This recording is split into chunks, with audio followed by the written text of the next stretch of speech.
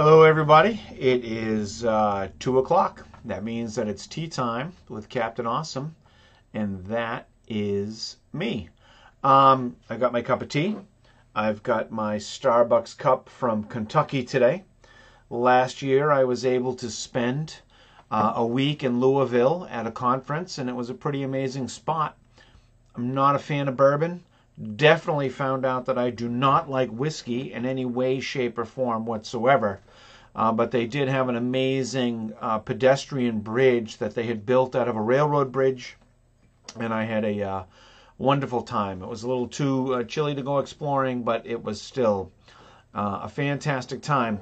Today, I'm going to change things up just a little bit.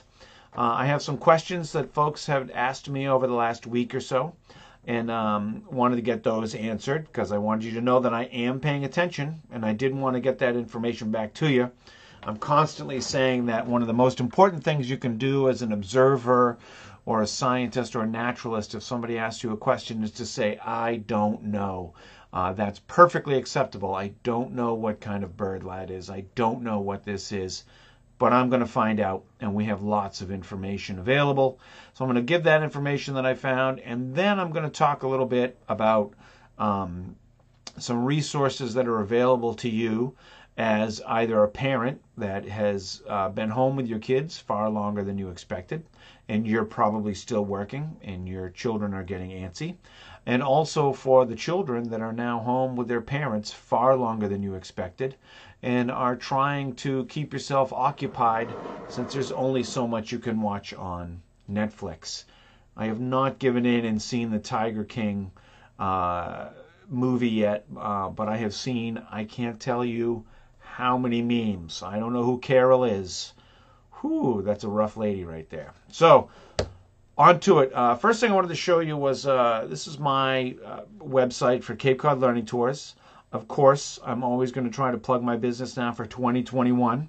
We do hands-on marine science tours, and we'd love to see you join us for our free plankton pop-ups or our nighttime tide pool explorations or our splish splash tidal flats.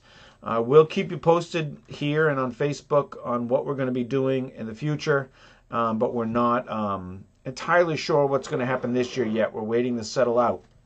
I also wanted to tell you that to be a naturalist, I always joke that I'm an ist with the least amount of education required. I'm not a biologist, I'm not a chemist, I'm not a physicist, I'm a naturalist. And what that basically means is that I've spent a lifetime out observing the environment, and especially where I live, and so I know a lot about it. I may not be able to tell you, the genome of a raccoon, but I can tell you where otters are, and that fishers are indeed back on the Cape, and that there's more orioles now than there ever have been, and that the pussy willows are blooming a little bit earlier every year. That's the kind of stuff we do. We have some very basic tools in our toolbox. Obviously, when we go out, we're observing. So oftentimes we bring something in which we can put a sample of a tooth or a feather or something in. But one of the biggest things that I like to use is books. Everybody's pretty familiar with the birding books. This last week we had a couple questions about fungi and mushrooms. I like the National Audubon Society books. They are very good field guides. They have what they call color plate photographs, so you can kind of match up. And then inside is a description. We found a toothed mushroom this year, recently. I'm not sure what kind it was, but you're able to kind of weed it out because some of the toothed mushrooms are only native to the West Coast, so we can get rid of those. And I'm a beach guy. We spend a lot of time on the beach, and I have 3 fabulous guidebooks that I like to use on the beach. Again, the National Audubon Society Guide to Seashore Creatures. This is filled with all kinds of stuff that you may find in the water or on the beach. Excellent photographs and then excellent descriptions. We use these to identify what we find, and then we may use the internet to find more information. And this is one of the best books that I have found so far. This is called the Atlantic Seashore Field Guide. It's written by J. Duane Sept, and it has everything that you might find on the beach from Florida all the way up to Maine. It is amazing. It has a great picture of what you might find and then a description of that animal. I highly recommend you get that. And just to keep yourself occupied, I found a fabulous book called Horseshoe Crab, Biology of a Survivor. Lots and lots of information in here, very well written, amazingly engrossing. I would highly recommend that you pick up this book and give it a read. Certainly people are having a lot of free time on their hands. So also we like to use binoculars, spotting scopes, but the field guides and our eyes are the most important things that we use. So this is my website, and now what I wanted to do was, so here's the thing. We live in an age where literally all of human knowledge is available to us. We can learn languages, we can learn about the history of pre-Soviet Russia, we can learn about religions, we can learn about paleontology, we can do all this stuff. And instead what we do is watch TikToks and cats. But the internet is an amazing tool. I don't know how much longer we're all going to be cooped up like this. I imagine it's going to be for a little while. So I wanted to kind of point you in the direction of some websites that were very interesting to me. I find them pretty useful in a way to kind of kill the time, sometimes even putting them on in the background. One of them's a kind of a technology that's been around for a long time, and once you start exploring it, you might be amazed. So first, some questions that were asked that I wasn't able to answer. The first question was about sharks. Somebody wanted to know what the average lifespan of a shark was. So that's a difficult question because there's so many different sizes, but it turns out that the average lifespan of a shark, the bigger ones, is between 20 and 30 years. Now that we've got great white sharks tagged, we're probably going to get better answers on that as we move forward. But pretty amazingly, one of the oldest lived sharks is this shark called a Greenland shark. 500 years old. You're going to ask me, how do they tell how old they are? Well, they have denticles on their skin. They have literally means their skin is made out of teeth. And they're able to kind of look at the rings on some of those denticles and figure that out. It's pretty amazing. This website in particular, New Scientist, it's not really necessarily for the kids, but it does have a lot of information out there for a lot of people on all sorts of different fronts. So that's it. The Greenland shark, 500 years. Most sharks, 20 to 30 years. And then we had seen some mushrooms while we were on a hike over in the Lowell Holly Reservation. And so I was able to identify those. The first was a black jelly roll fungus. This is a pretty gross looking fungus. It was black, it was tarry. I forget, somebody said it looked a little bit like oil, right? It's pretty nasty looking stuff. Incredibly, that's edible. You can eat it either fresh or dried. Says it actually doesn't taste bad, that it absorbs the flavors of the other food that you mix it with. I got to tell you, I don't know that I would eat it unless I was in a really tough place, that's for sure.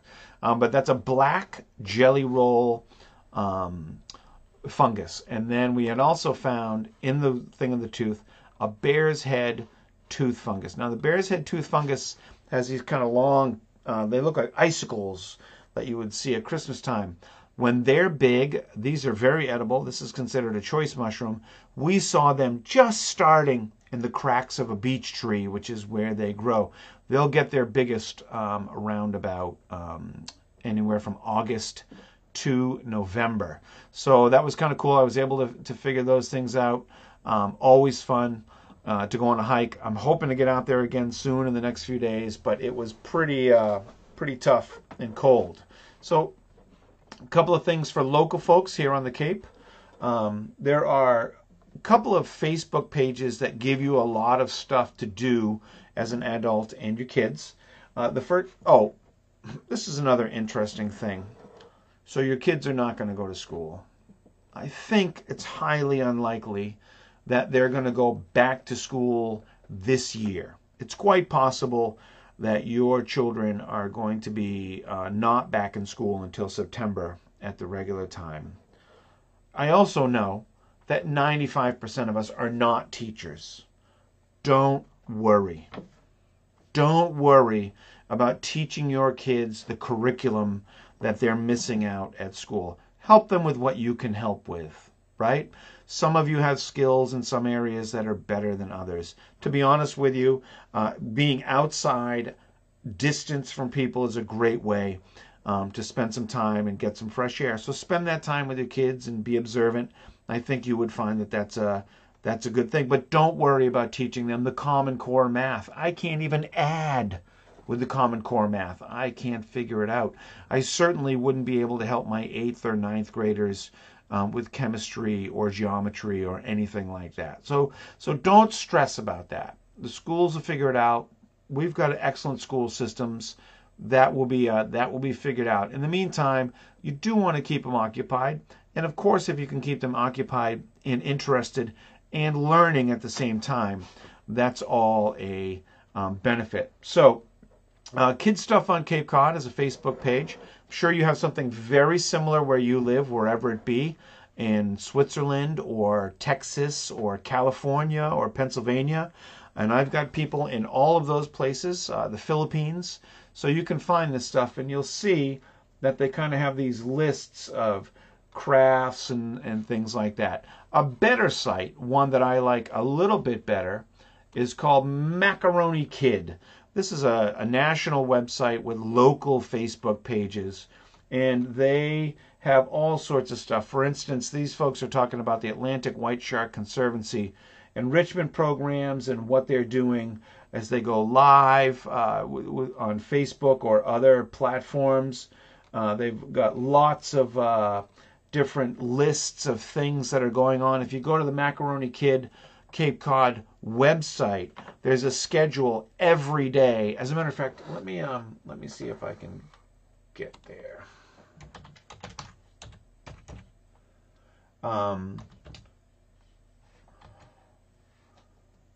Cape Cod Macaroni Kid. So every day they have a list of and times of things that are going on, right?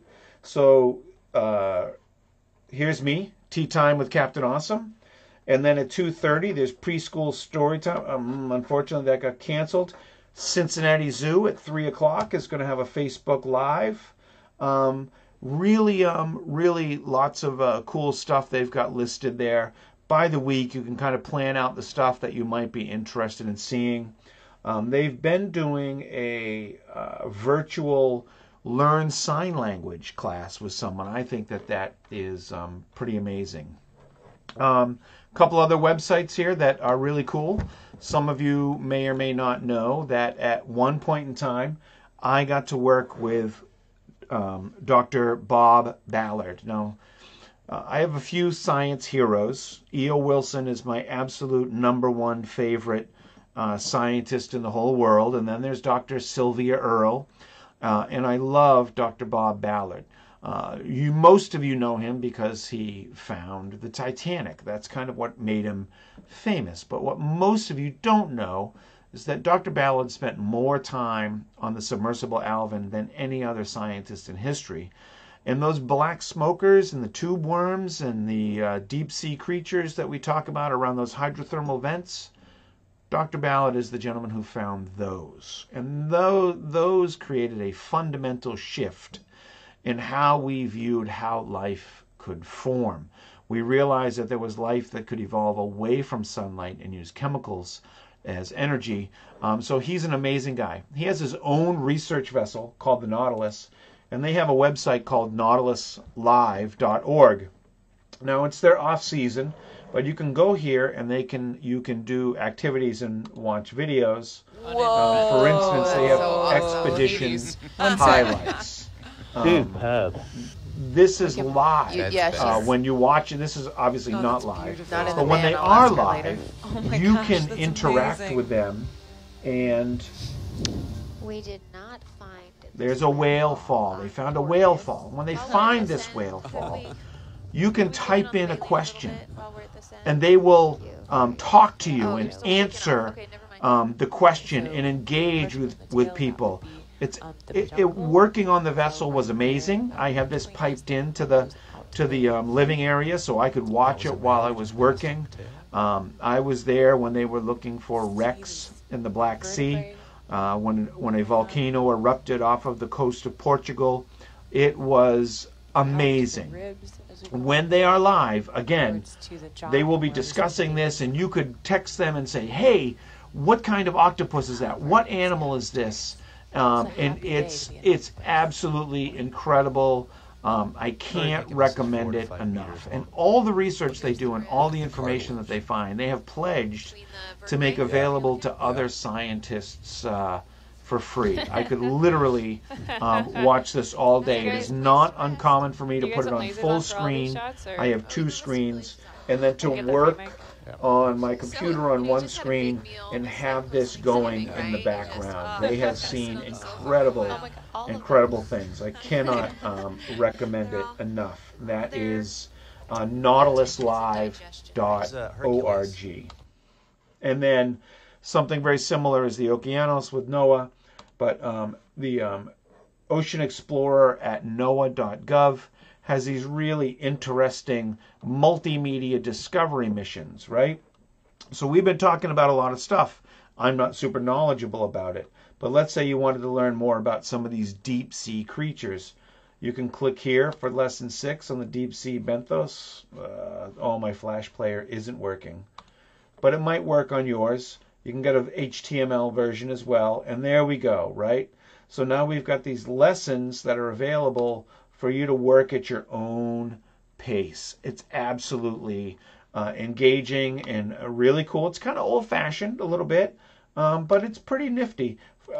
I know most of the animals. There's a sea anemone, a feather worm, that's a sea cucumber, and a basket star. The sea cucumber and the basket star are actually related. They're echinoderms, right? So there's lots of stuff there.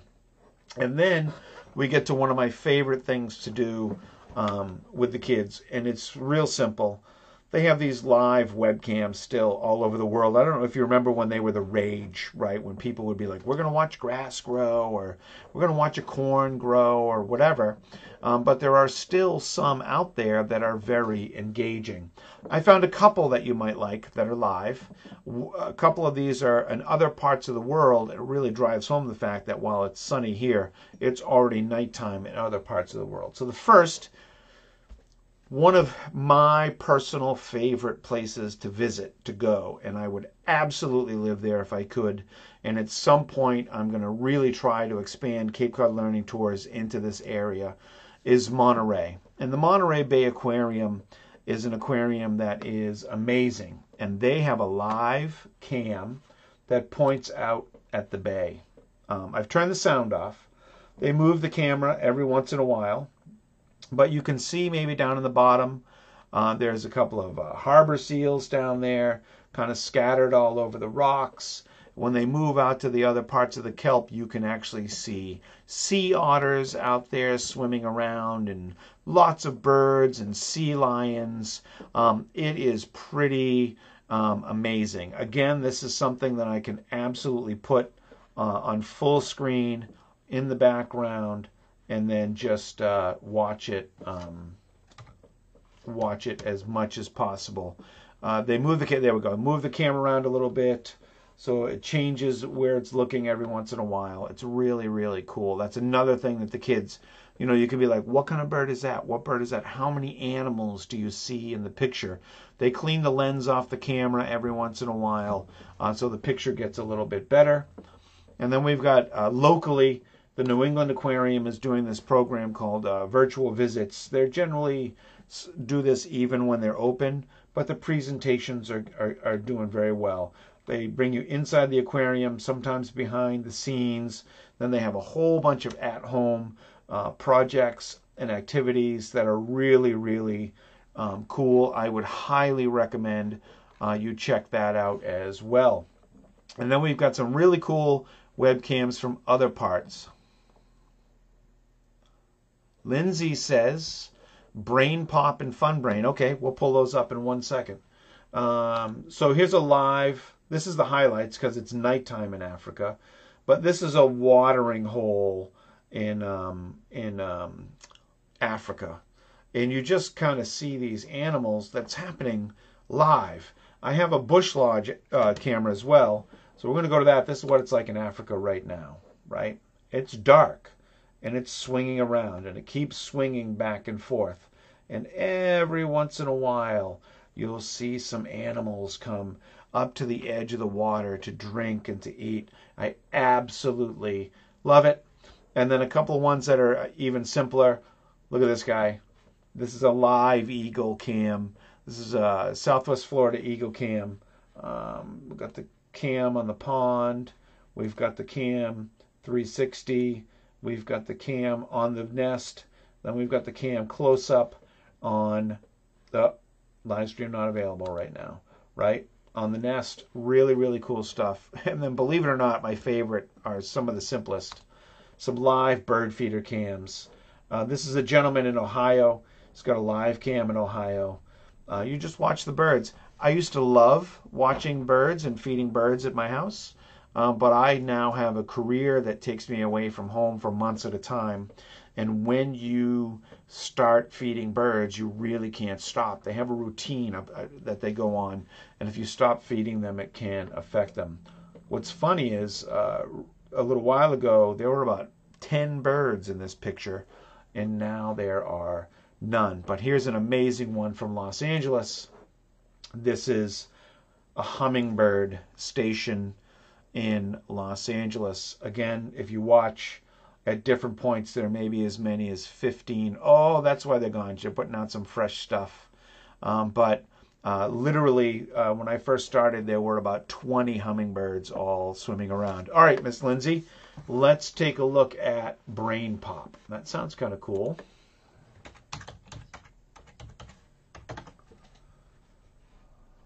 I think I would know how to use the internet.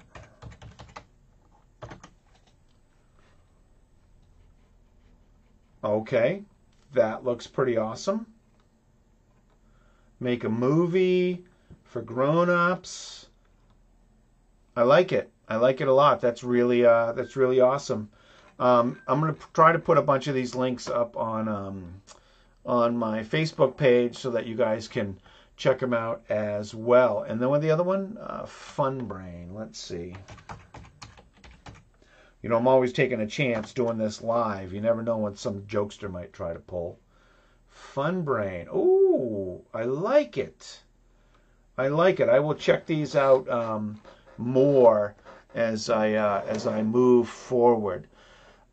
Tomorrow, I'm working on a C-Star presentation.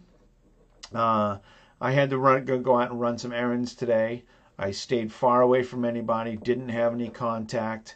But I'm getting ready to get my garden ready, so I needed to go out and get some supplies. So I'm apologizing I didn't have the